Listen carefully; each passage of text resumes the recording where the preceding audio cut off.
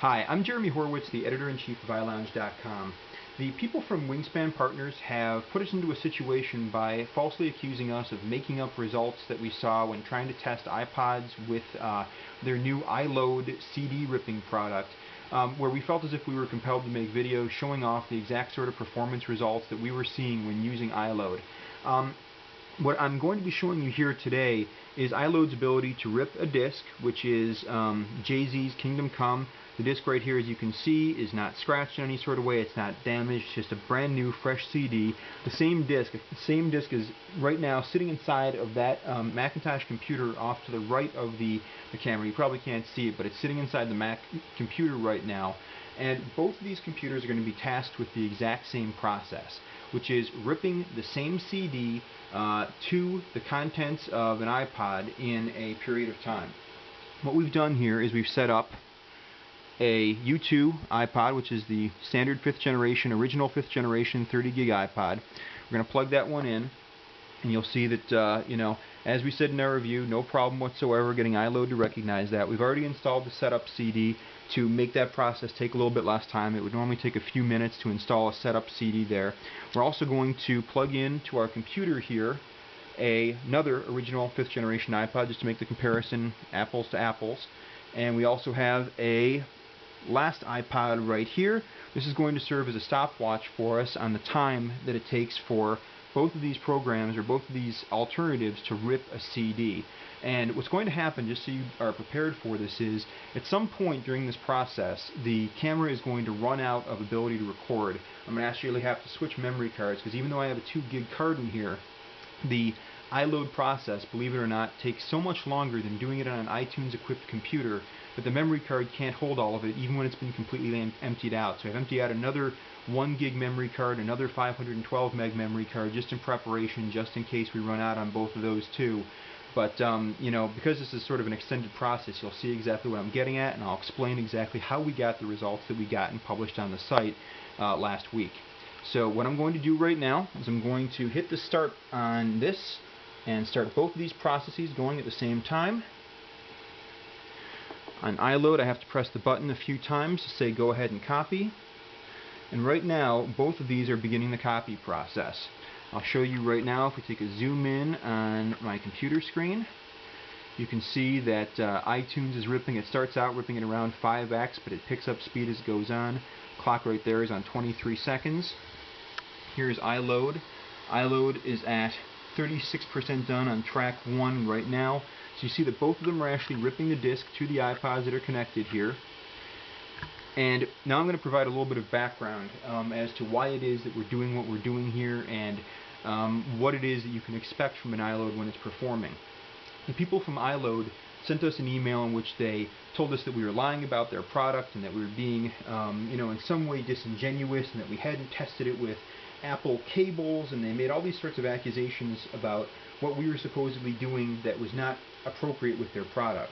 And what we said back to them was, number one, these are the experiences that we had with our iPods. We tried it with 9 different iPods and we had some issues. And number two, regarding loading speeds, you said that you're getting loading speeds of around 5 times with iLoad. We get much faster loading speeds on a computer. In fact, in some cases we're able to get, on a computer twice the speed that iLoad gets. And, even though there's a discrepancy between these numbers, the basic point is very similar. We are able to get better results out of a computer under the worst circumstances than getting out of the iLoad under the very best circumstances. iLoad will never outperform a computer like the ones we've been testing on here. You'd have to get a really, really crummy old computer, and even then, a lot of the crummier older computers have really good CD ripping drives built in, and the iTunes software is entirely free. Given that, why would you ever want to go out and spend $299 on this thing that's really loud? It has three fans built in that are running all the time. Why would you ever want to spend money on a separate device when you're able to basically get better performance out of your existing computer? It didn't make any sense to us, and it probably doesn't make sense to most people except for the viral marketers who keep on coming on from Wingspan and posting on iLounge about the product, how much they love it and how great it is, and how they just went out and did all these miraculous performance tests and stuff like that. And we know the viral marketers are out there and they're going to say whatever they have to say to try to make this thing sound great. Some of them are actually investors in the company. They've disclosed as much. But, from our standpoint, you know, this product is basically equivalent to buying a slow old computer and that doesn't do anything except for rip CDs and then copy the contents onto onto an iPod or another hard drive. Why would you do that when you have a computer that has a hard drive built in, rips faster and better, gives you better meta-tagging information, and doesn't put you in a situation where you have to pay for updates to the database in the future? When an iPod for some reason has an incompatibility issue, it's never going to have that sort of problem with your computer, whereas it will with iLoad. iLoad is promising that their product is going to work with the iPhone. It most certainly will not work with the iPhone.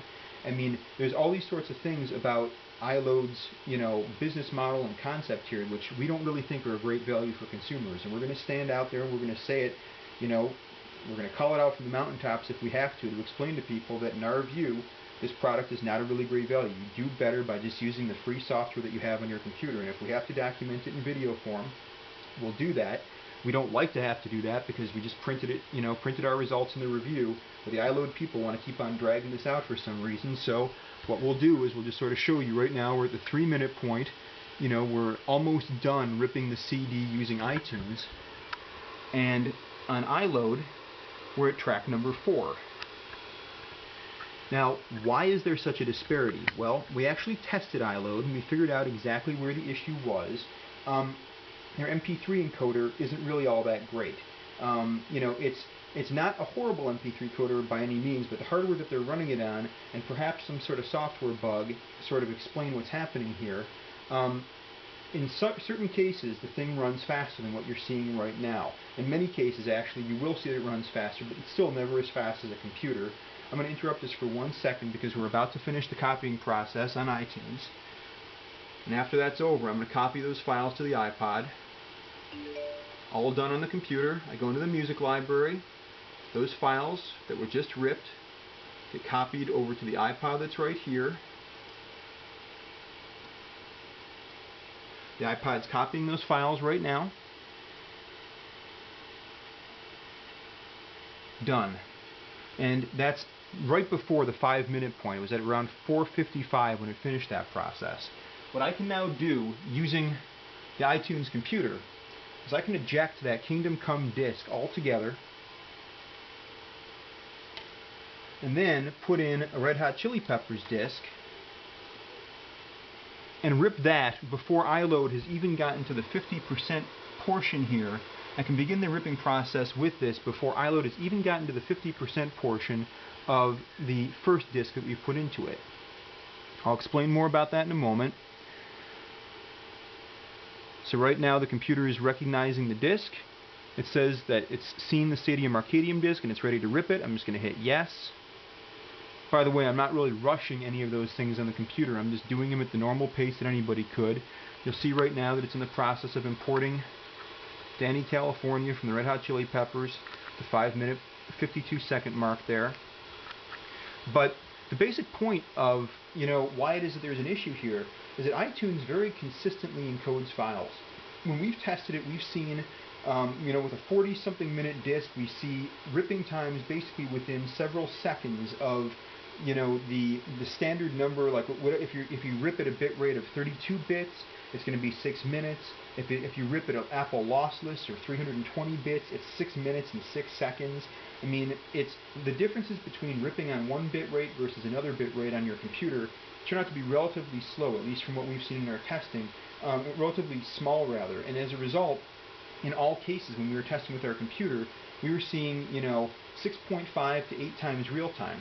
It never quite got up to that level with iLoad. iLoad, by comparison with the exact same disk that we're just talking about there, was taking 8 minutes under the best circumstances to rip the disk. But under the worst circumstances, it was actually taking 13.5 minutes to rip the same disk. And what we found, we did the math on that, the 13.5 minutes number that we tried that test 2 times to confirm that it really was the result that we were seeing. One of the times it was 13 minutes and 35 seconds. Another time it was 13 minutes and 21 seconds. That was a rate of around 3.13 times real time for that particular disk. Under its best circumstances with that disk, it was getting 5.12 times real time.